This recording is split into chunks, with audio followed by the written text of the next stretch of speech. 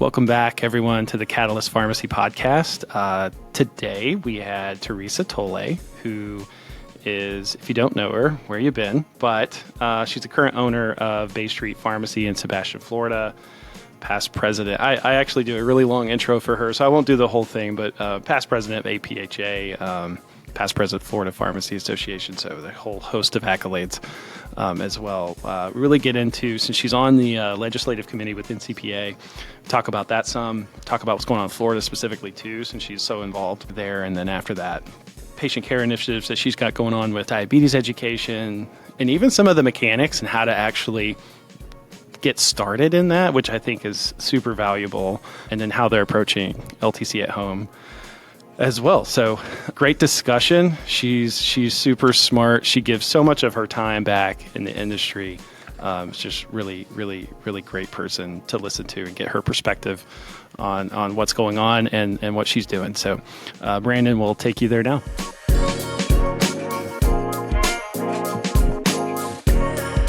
Theresa, I wrote you a somewhat of an intro, so I'm going to shower you in some of the accomplishments / accolades / leadership roles you've had, and just note to everyone listening, it's not even all of them. As you compare this, I once had an HOA role that I quit. So that's about the extent of my...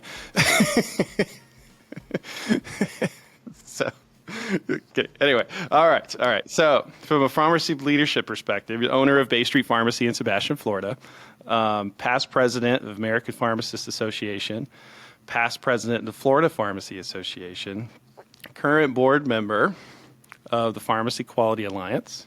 That's going to be probably one of the first things we talk about. Lead luminary in CPS in Florida. You've also been an NCPA preceptor for forever. And then from like a legacy advocacy work perspective, current member of the NCPA National Legislation Committee, advocating on behalf of independent pharmacies. Are you the government affairs leader for the Florida Pharmacy Association? I'm on the well, committee. Or not? I'm not the You're on the leader. committee. Okay.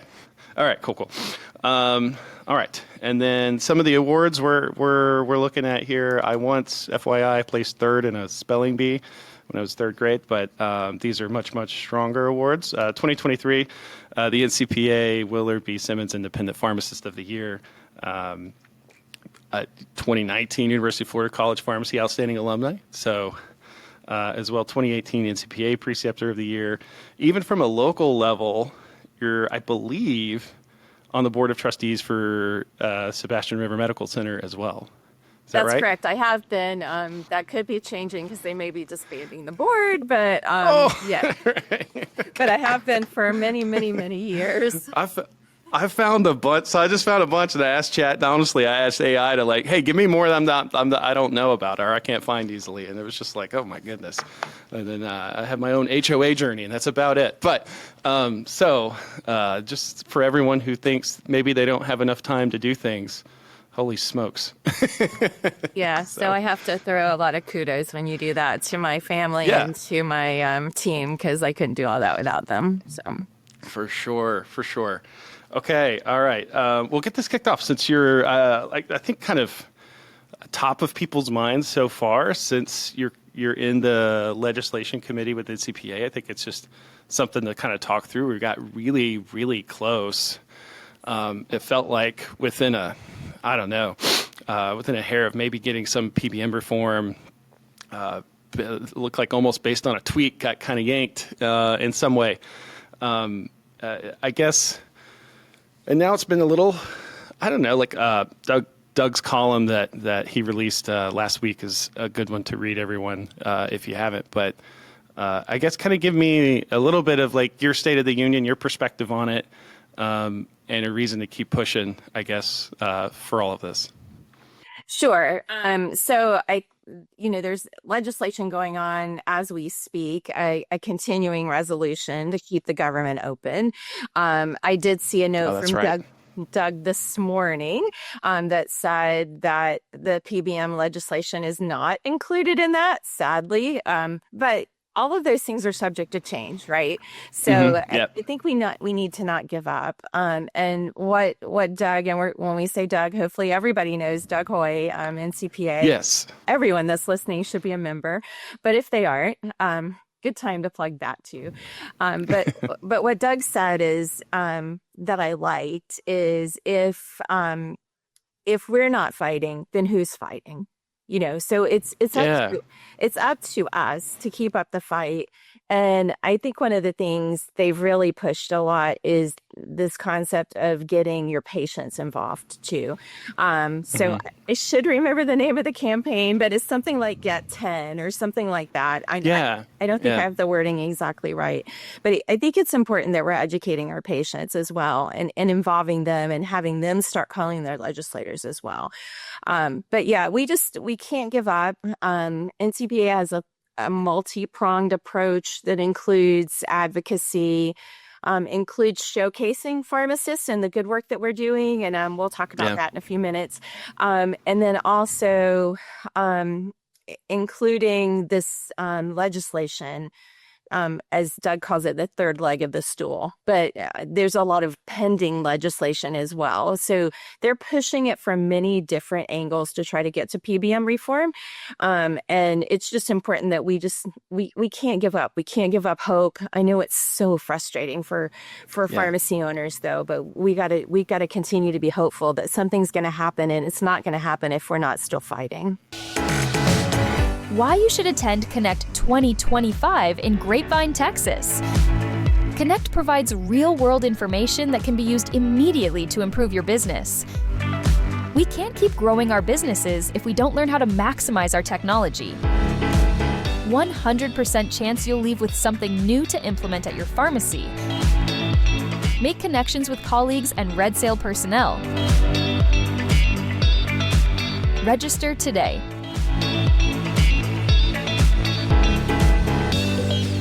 Yeah, 100%. Like I think it's easy to, I don't know, to have a negative outlook. You could do that based off how close we got or whatever. But just from reading this column from last week, it was just like the conversations happening are still about how and not if, which is a much better step than if. So it's something to really look forward to and keep, I guess, from if you're a pharmacist listening to this as an owner or just a PIC, it doesn't matter. We get a lot of both. Just keep going, right? Yeah, and we've been doing Feels like that's the message. We've been doing it a long time, right? Even provider status. We've been fighting that over a decade, but we have to be closer because we've been doing it so long. So I do feel like there's more momentum, and I feel like we're closer than we have been in the past.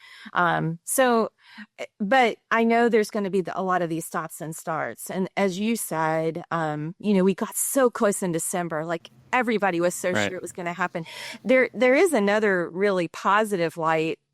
I don't know if we can hang our hat on it, but the president said in his interview last week with whatever news organization he interviewed with that he hoped to have PBM reform happening by the end of the year. We haven't had a president come out and say that they were all in favor of PBM reform. So his voice carries a little bit of weight. So yeah. Just a little bit. So anyway, hopefully we'll see. But it sounds like that stool maybe is adding another leg with the president also pushing it. So we'll see. We'll see what happens. That's good.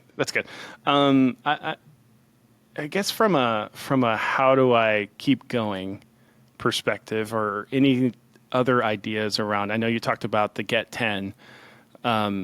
If you're a pharmacist that, obviously not everyone's on this committee that you're on and not everybody's meeting with congressmen and things like that. But like for those that aren't, that still want to push for the cause, like what's your best recommendation to keep that fight going? So I sent a link that can be in the show notes for the Legislation Advocacy Center at NCPA, and I'm 99% certain you don't have to be a member to go there. So it's very easy to go and just click and fill out messages and send to your congressman. And APhA, where I was president, also has a similar action center. So either one of those would work, and the messages should be similar.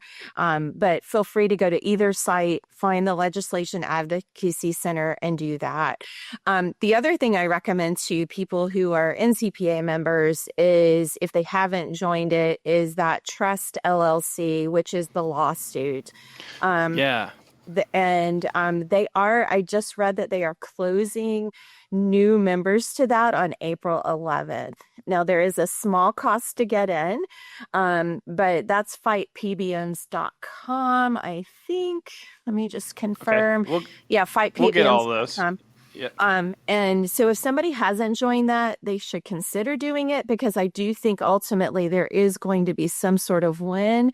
Again, it's legislation. I mean, I'm sorry, it's arbitration, or it could be, it's a lawsuit. So it could take a while. Anything legal might take a while, but I do feel like pharmacy owners will ultimately be made whole by that. So in some way, partially whole, if that's the term. Yes. So I feel like I think everybody should join. I think the more that fight, the better there as well. That's kind of national front. Like, I'll before I get into PQA and what you're doing there, like, I like to kind of stay down the legislative angle and just kind of stay in Florida now. Okay. You've been part of that, obviously, association for probably as long as you've been in pharmacy in Florida, for the most part. But as far as one thing I'll plug that I wanted to put in the show notes too is, as far as like all of the legislative efforts and all the bills associated that Florida's, the pharmacy associations, like keeping their eye on and pushing, is on one webpage. It's really nice. It's really concise. So for Florida pharmacies that are watching this, reading this, that'll be in the show notes as well, so that you can keep up with it. But like, what's kind of top of mind initiatives for Florida?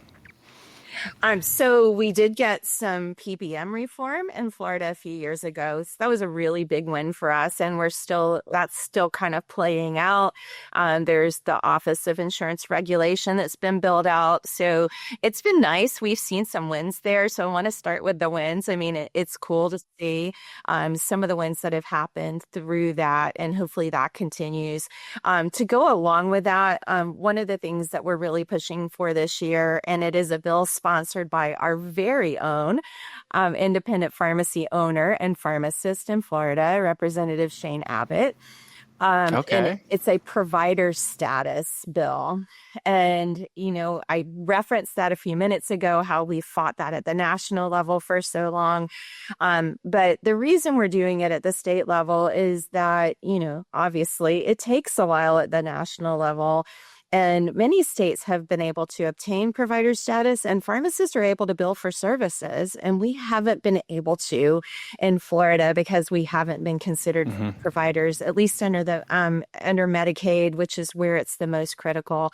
So we are pushing that bill this year. We did get test and treat language through several years ago, we were one of the first states, which is not typical in our state. So hopefully we have some momentum with that, having already gotten provider status and, already gotten test and treat, and we're showing that pharmacists are showcased. So we hope that that'll make a difference, and we will indeed get this provider status bill through too. So that's one of our big ones. Okay. When talking through that one specifically, is that a you mentioned Medicaid specifically? Can you I guess click into that? What do you mean, and why did you call that out? Because Medicaid has been a great payer for services. You referenced that I'm a luminary for CPESN, and a lot of the payers that we have throughout the country that are paying for pharmacist services now are Medicaid based. So in particular, a lot of the managed care organizations are paying already. But we can't do that. We can't bill for services independently, autonomously now until we have our own provider status. So we can do it because we have those contracts through CPESN. Sure. but that's the only reason why. So that's Okay. why I specifically called out Medicaid. That's what's referenced in the bill right now. Okay. And Medicaid is a state-based program. I can't remember the language for Florida may also have like state employees. I think it might. So anything Oh, that the state of Florida has the kind of the budget oversight of, or authority over. yeah. Yes. Okay. Yeah. Yeah. That's who they can. That's who this bill could cause to pay pharmacists for their services. Okay, cool. I was thinking through like when you're talking to, I guess, other legislators and things like that. And first of all, just I guess applause to Florida for having 2 pharmacists as, I believe, state representatives in the legislature, which is huge, right? We need more of that in every state. But I guess is some of the conversation around like just access and services, is that kind of some of the drivers around that of like, hey, look, these, and inherently I think the Medicaid population is unhealthy and one of the more unhealthier cohorts in general, and having a tough time accessing services in general. Absolutely. And when we talk about health equity and social determinants of health, and those being, some of them not having that access to pharmacy or to a provider. Maybe, one of the biggest problems in the Medicaid workspace is that there aren't providers for especially specialty providers. I have patients that have to go 30 miles, 50 miles to see a provider, or at least a specialist if they're on a Medicaid program, just because there isn't a lot of providers don't want to take it. So any services, the bill is written, again, the way I read it, the bill is written that any service that a pharmacist is legally allowed to provide under our state Practice Act in Florida, we could do and provide that service and be paid at the same rate that that a provider would be paid for. So perhaps, for test and treat, for example, I cannot bill test and treat right now. I can't. Yeah. But under this bill, I would be able to bill test and treat. So I'd be able to test a patient for unlock flu, some of that. Yep. Yeah, exactly. Prescribe Tamiflu, et cetera. Minor non-chronic conditions, test them or assess them and prescribe. So it would give a lot more locations that a patient could go instead of having to just try to get into one provider in the area who takes Medicaid. For sure. Anything else from that perspective, like from the state? Like, I don't want to just move on without making sure I didn't hit anything you wanted to hit on the kind of like Florida specific level. Florida is continuing to monitor other bills that are out there that could potentially be harmful, and that is also on that page. Harmful being giving more authority and taking away authority from pharmacists. There's a bill out there to limit what pharmacists can prescribe for test and treat. So yeah, I know. Not that that's really been a problem, but there's at least one legislator that thinks that it is. So that bill's out there. So we're monitoring and trying to fight some of those things. And then we do have a Medicaid fix bill in that has to do with That's right. with payment and trying to change the payment model under the Medicaid system. So we'll see where that goes this year. It's possible that we might end up just getting a study out of it instead of an actual bill, but that's still to be determined. Our legislative session started last Monday and it goes 8 weeks. So we're just getting rolling this legislative session. Just getting started. Yeah. Okay. Is that more of a, hey, look, we're looking at possibly looking at from the current model to like back to more of a fee-for-service model potentially, or is kind of end state goal? And I know I'm asking your interpretation of it, so everyone give me a. I think definitely looking at a carve out, yes, at a carve out and payment for perhaps a NADAC kind of model as far as a payment model too. Got it. Cool, that makes sense. Okay. Well, recently, the new news, I guess, as part of the board with PQA, the Pharmacy Quality Alliance. And I do feel like that's one org that we just had Amita on as well, who's on that same board, I believe, with you. I guess, can you give us a little bit of the 2-minute commercial on like what PQA's all about? I feel like that's sometimes a if you know kind of group, and sometimes if you don't, you don't. So Yeah, I agree. So PQA has been around, I think now since well, at least 10 or 15 years. I think since yeah, Medicare Part D started, or I around think that since time. Part D. Yeah, Yep. 2006, I think, is when they first started. So their tagline is optimizing health by advancing the quality of medication use. And so they really are the organization that they owned PQS, and some people may recognize Yeah. PQS as the group that previously owned the Equip dashboard. So they describe themselves as a measure developer, and they are Mm-hmm. a public-private partnership, and they work hand in hand with CMS. So they help develop the measures, but they also research them, and they do education around them. So PQA did divest of PQS last year, sold Yeah. that to Innovacer. So the Equip dashboard is now under the Innovacer name for those who've seen that. But PQA continues to do a lot of research. So they have many arms that are doing research into the benefits of pharmacist involvement in patients and in healthcare. So they've published a recent study that they did on how pharmacists intervene with blood pressures and A1Cs. That it really does kind of tie into that leg of the stool I referenced earlier with Doug, where he was talking about what CPESN is doing and how we're working with payers and getting paid. But PQA is studying all of this and publishing this research. So their goal is really to continue to showcase what pharmacists can do, and through these demonstrations that they're doing, and then ultimately help payers understand the role of the pharmacist and how we provide safety and quality in patients' lives. And then, ultimately that translates to a savings of healthcare dollars as well. Yeah, and hopefully, and you can use that in order to potentially get differential payment for differential services. Yeah, exactly. As far as like, if you want a place to, it sounds like if I'm somebody who's wanting to advocate for, I'll just say payment reform, call it that in some way. Maybe it's a local level, maybe it's a local payer even from that perspective. That sounds like a group you could lean on for research that might already be done to, I guess, prove your point, help your cause, right? And have a peer-reviewed way of going, hey, look, this is when you involve us, and you can, one, we do these types of services, but two, they have real cost associated with them. This is a place to point to and go, paying for this matters, and this is how it matters.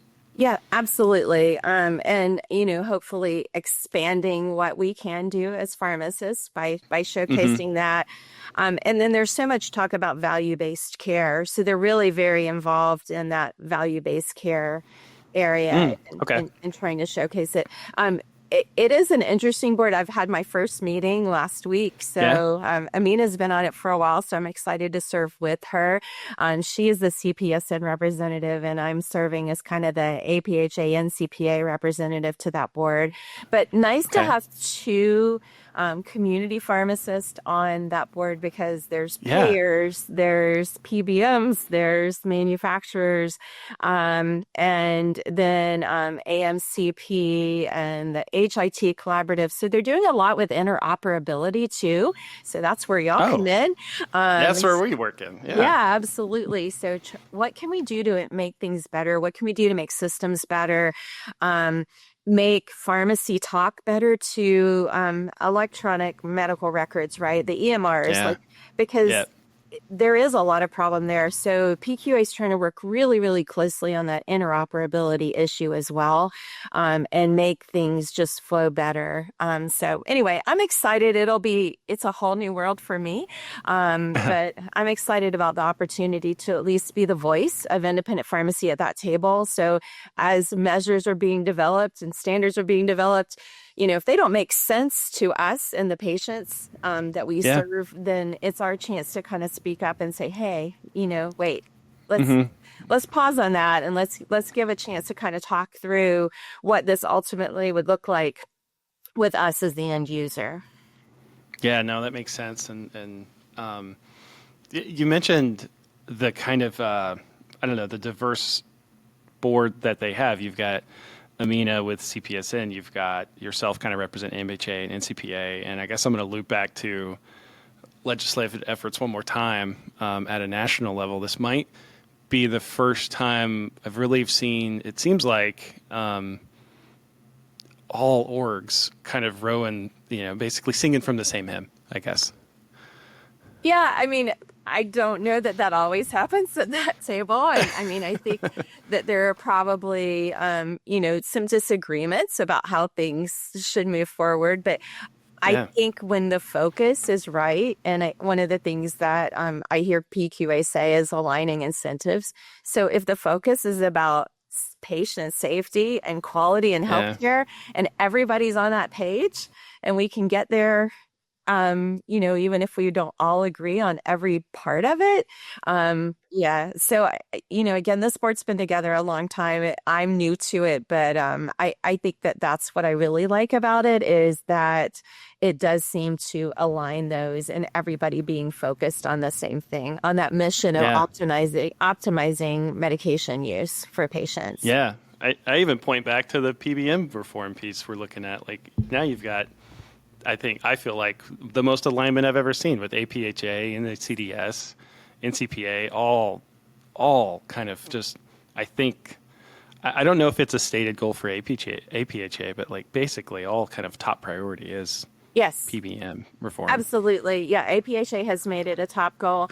In fact, NACDS is now sitting at the PQA table, and maybe they were before, but one of the new class is at NACDS, and their top priority is PBM reform. So that's good. Yeah, it is good. I think we've got great momentum in the way of PBM reform as we circle back to that topic. That's good. I don't know. I try to be positive in that way, and I feel like there's still momentum. I feel like everybody's still working. So we'll move kind of into your pharmacy now, and kind of some stuff that you're working on, if you don't mind. So obviously, I think a lot of folks use your pharmacy as a testing ground, yourself included, in what you experiment with, and like what's kind of some of the things you're working on in 25 in your pharmacy. So I think, yes, my team would tell you that I definitely say yes a lot, first of all. So I think sometimes they wish I wouldn't say yes. But we like to say yes and try things out. But as far as what we're doing this year, so a couple things. One, we really tried very hard to move more into the combo shop model last year. So long-term care at home, pharmacy care at home. So got all of that up and running about the middle of last year finally, and we're really trying to now start to grow that area of our business now that we, and identify patients that should be in that area, and or make sure that we're reaching out to our prescribers in our area to refer those types of patients to us, so we can take care of more of the patients at home, the ones that need compliance packaging, and just that extra special touch that we can deliver to. So that's one of our big focuses in the pharmacy right now.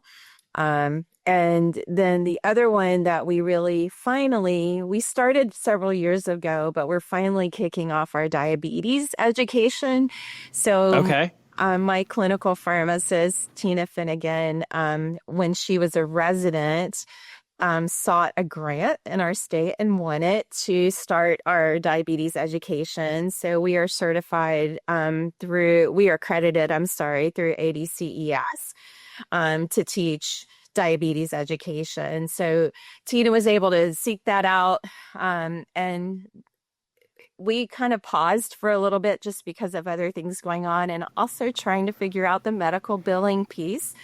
But we really have gotten started, have taken a few patients through.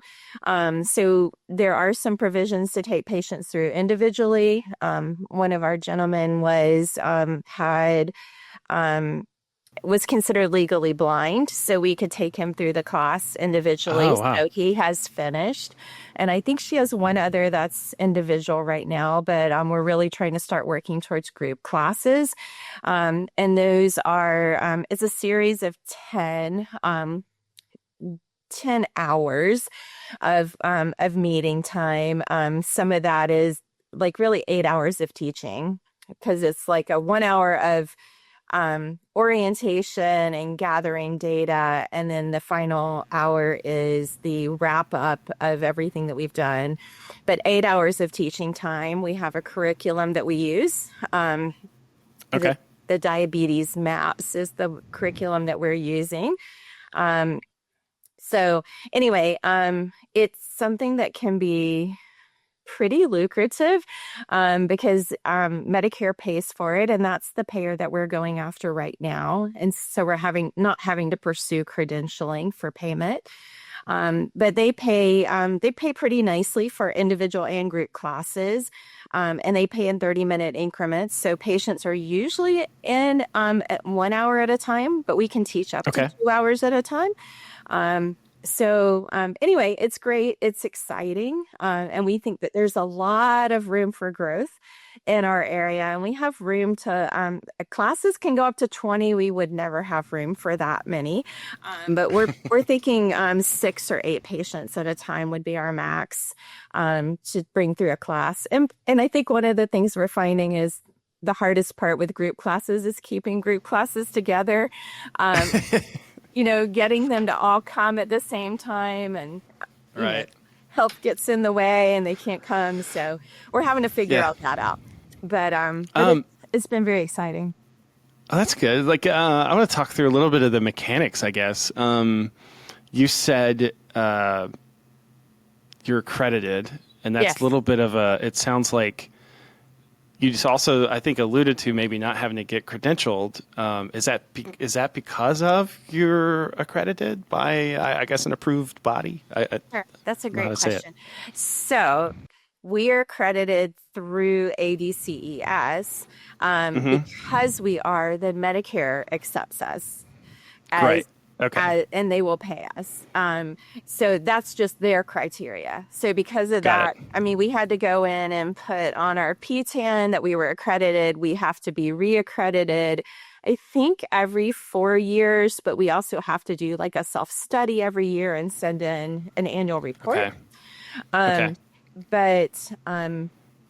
because of that, then we can be paid by Medicare. If we were going to be paid by private insurers, so a Medicare Advantage plan or commercial insurance, that's when we need to start jumping through the hoops of getting credentialed. We have not done that yet because we're just trying to really kind of get the flow in our pharmacy. And we happen to be in an area of Florida that has a lot of seniors, a lot of Medicare population, so and not so heavy on Medicare Advantage. So there's enough patients in our pool, even among, I mean, we're really starting with our own patients. That's where we're starting, but we probably will grow it to being credentialed, but kind of baby steps right now. No, that makes a ton of sense. So, like, you've got a good pool, you got a good patient population of. I'm just going to call it traditional Medicare. I don't know if that's the right term or not, but it's just not Medicare Advantage. And those folks are eligible based off like, hey, look, I'm accredited. That's approved by Medicare. Cool, we can start billing for those. And I know I'm making it sound way more simple than it is. So, but that's interesting. I was just trying to understand the mechanics, and then you use a medical billing platform in some way to track those hours and bill for those as you need to. Right. So that's cool. All right. Good. Yeah, and like you said, not simple. The medical billing platform helps us determine the patient's eligibility because it is possible they've had this education somewhere else. That's a good point. The initial 10 hours is only a one-time benefit through Medicare. So they can have follow-up hours in subsequent years, but the initial 10 is a one-time benefit. So we have to verify that they have the eligibility up front. And then there's potentially some co-insurance that could fall in there. So we'd have to track that and do kind of some revenue cycle management through all of that. Right. So we're working through all that right now, but got it. You're right. We did go through a medical billing company, and we also feel like that's who can help us get credentialed to for our next steps. So good. We think that they can help us with that as well. As you grow it into maybe private, like commercial insurance or into MA plans, that makes sense. Okay, cool. All right. So we're kind of going backwards, but like from I guess last thing, I'll stay there, resource perspective. For all those things, like where did you start? Where should someone, besides calling Theresa, which I'm sure your phone rings off the hook already, where's a good place for those types of resources and learning about that? Sure. So I will volunteer Tina. She'll love me for that. But we're happy to talk to anybody about what we've done and how we built it. Again, I was fortunate that she was my resident, and this was an interest of hers. So she spent a lot of time figuring it out. But because we spent a lot of time figuring it out, it would be easier for us to tell somebody else how to do it. I did send you some links. So good. We'll publish all that in the show notes too. Yeah, there'll be stuff in the show notes through CMS that talks about how to get started. ADCES also has some stuff. I also sent the link to the location where the billing codes are for, what payment is for that as well. Yeah. I think the hardest part has been figuring out the medical billing, and we've vetted a lot of different companies. Diabetes education is not that common in pharmacies. I've been a little surprised. A lot of medical centers do it, ambulatory care, federally qualified health centers. Yep. But there aren't a lot of pharmacies. Like, I think there's probably a handful in our state that actually do diabetes education. So it's not that common. So believe it or not, a lot of the medical billing platforms are not as familiar with handling this as they say they are. So that's really what kind of slowed us down, is figuring out how to do it. But we're this close. We've already conducted some classes, but we're ready to launch and do the billing. We can retroactively bill the classes that we've done, and then we're going to move forward. Nice. I guess last, like, I know you're kind of restarting this, but from a patient benefit, pharmacy benefit perspective of like just the downstream parts of this, like, or the exhaust that this produces in some way, like I imagine if you're newly diagnosed, or even if you're not newly diagnosed, but you've never really gone through this type of classes, of one that's super beneficial, I imagine improves adherence to their own regimens. Like, can you speak to a little bit of like both pharmacy and patient impact after this is wrapped up with a group of patients? Thank you for asking that. Yeah, absolutely. The patients that we've seen go through so far have done really well. So they've lost weight. They've changed their eating habits dramatically. In some cases, their A1Cs have dropped.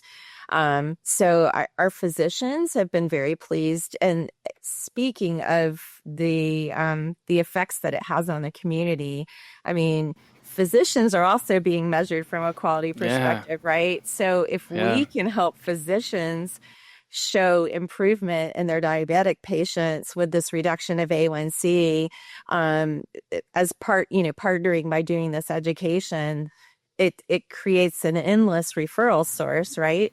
Because they're gonna want to send all their difficult patients to us. So we're fortunate that we should have led with this. We celebrated our 40th year in November at Bay Street Pharmacy. So insert applause, Brandon. All right, cool. So we're pretty well known in our community, and we have a great relationship with a lot of our physician partners. So I feel very thankful for that. But they love to refer to us because they are seeing these outcomes that really make a difference. And then word of mouth again from patients too. Once somebody goes through and successfully completes this course through our pharmacy, then of course they're going to tell their friends, or their friends are going to say, hey, what are you doing differently? And they're going to refer to. So yeah, we're looking forward to this really having a lot of legs and as far as referral sources. Yeah, no, I imagine it's a great, I didn't even think about the provider angle. Of course it's great for them too. So it's just, I don't know, a good way to impact the community, get paid while you're doing it. Right. And I know I'm a salesperson thinking about sales, create lead gen for your own for your own pharmacy, this whole referral network out there singing your praises. That is fantastic. LTC and LTC at home. We'll loop back to that. I guess I know it's been I feel like the last 2.5 years, 3 years, COVID kind of took over everything for a while. It did. And then after that, I felt like the focus with LTC at home's been fairly prevalent here. How are you adopting it, pushing it, optimizing it, I guess, in your pharmacy? I'd love to say we're optimizing it. I think we're still learning how to make sure we're admitting patients, but I think that one of the things we've learned is that there is some documentation that goes along with it, right? So again, I'm very fortunate. Let me just speak to my clinical pharmacist. I've mentioned her a few times, but we have a hybrid with that. She's not doing clinical pharmacy all week. She works the bench some, but it's really nice that all of these things that we want to implement, she's just so good at following through and doing it. So when we really realized with long-term care at home, gosh, we need admission paperwork, so being a member of either the CPSN pharmacy at home or the long-term care at home network, or which part of NCPA's right? LTC, it helps you realize that this is an audit risk too. And I think it's really important actually that we mention that, that pharmacies should not just be doing a combo shop and putting patients in there. Like you have to make sure they qualify. You have paperwork you need to fill out. They're supposed to be re-credentialed periodically. So again, I'm thankful that Tina's kind of figured all that out and that we have all our paperwork in order now. So now we're starting to think about how do we grow this. But it took us a little bit of time, and setting up the combo shop isn't like a walk in the park either, right? You have to go through a group purchasing organization. You've got to sign all your contracts. You've got to get your NCPD, your second NCPDP number. Thankful that Pioneer makes it pretty seamless to do it. So we'll do a plug there, like running the claims and everything. All of that is probably one of the easiest parts. But there's a lot of hoops to jump through to do it. But I think it's just important to mention that, we have to do it the right way. So she's been paying attention to all that. So now we're starting to look at our database, like who are patients that we have that aren't on this program that we should consider moving over, because again, we're getting paid better there on that side with those claims. So we want to think about that. And do we have patients that are at home that qualify for this that we haven't really investigated? We have a lot of patients that are in assisted living facilities that are on the combo shop program or the long-term care side, but we probably need to be data mining a little bit more. And that's really what our next focus is. Cool. No, you make a good point. I've never heard, I don't think I've heard anyone talk about yes, it's great, but do it compliantly in a way where you're protecting yourself as well. So that's a really good call out for anybody thinking about doing this too. There are some, I think, reporting requirements, tracking, whatever all of that is. I really don't know, but we'll put good resources in the show notes for it. But that's a good call out to remember.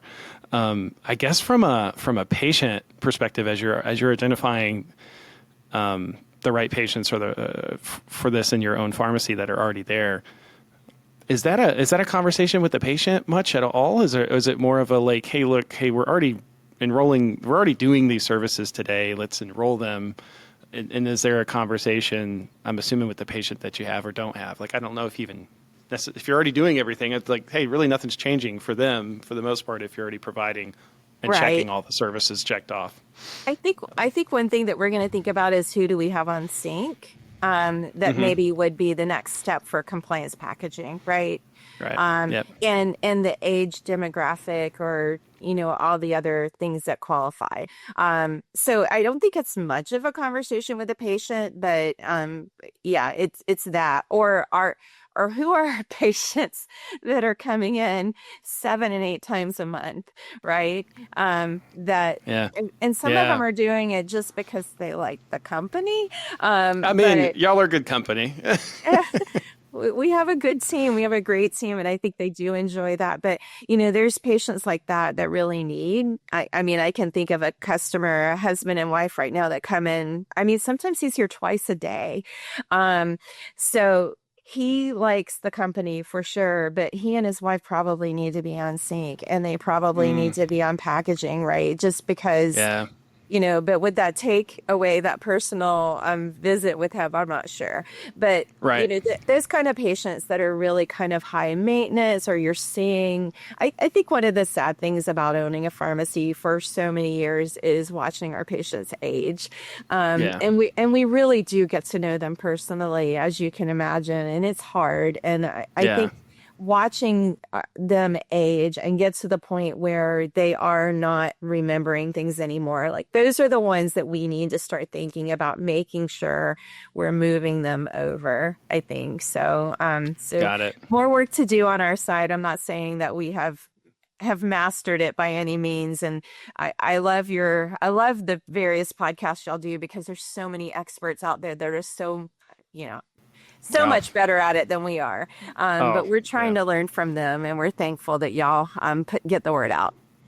Well, good stuff. That's almost everything. We did a lot. We talked through a lot. So I guess the one thing I don't let anybody, is there anything else before I move on that you wanted to plug in for your pharmacist or pharmacies that you work with, or the one that you own?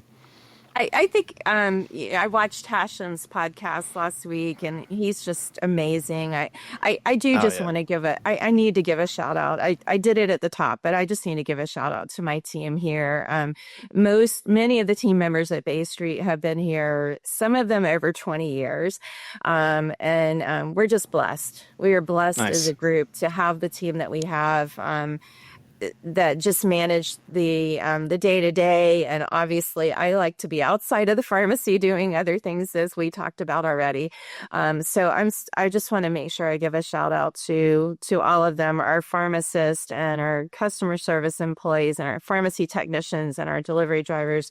Just very thankful that I have that team. So I want to make sure I do that. And then I mentioned my family. My husband actually works here. His name is Joe. He works here with us, but he's extremely patient to allow me to do the things that I've done. And then our kids are adults now, but very thankful that they allowed me the time over the many years that I've served the profession. So thanks for letting me do a shout out to them. Of course. No.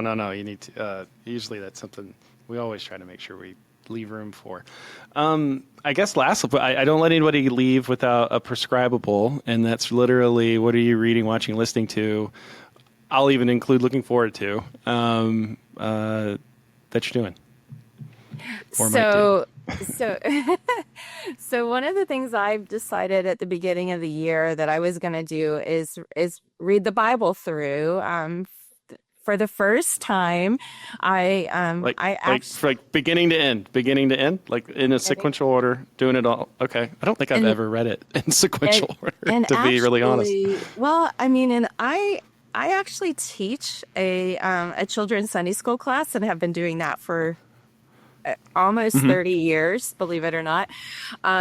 So I teach first grade. So I've read the Bible and studied the Bible a lot, but I've never read through it. So I found an app this year that was recommended by a friend. It's a chronological read through the Bible. So it's interesting. It's not straight through. Okay.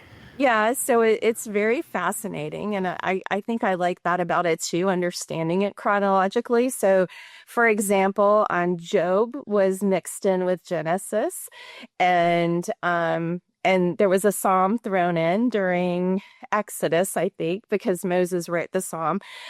So anyway, it's been kind of fascinating. But the app that I'm using is called the Bible Recap. And Okay. it's about two to four chapters a day. And then the thing I love about it is it's a short little podcast of about 7 minutes where the host, and her name is Tara Lee Cobble, actually explains what you just read.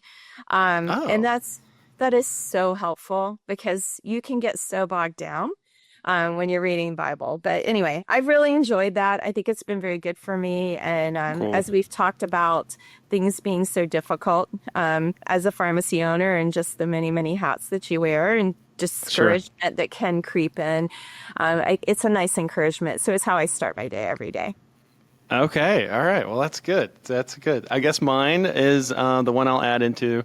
We'll put it in the show notes. This is going to be Doug Hoey's column from last week. So, and if he's got a fresh one out already, we'll put that in there too. But that was the one I read from, I think, March 7th or whatever it was. That's what it was dated. So it's about the FTC and kind of where that stance is and where that stands today with the new regime from there. So good read. Everyone should read it. But, Yeah, all I right. agree. Well, good.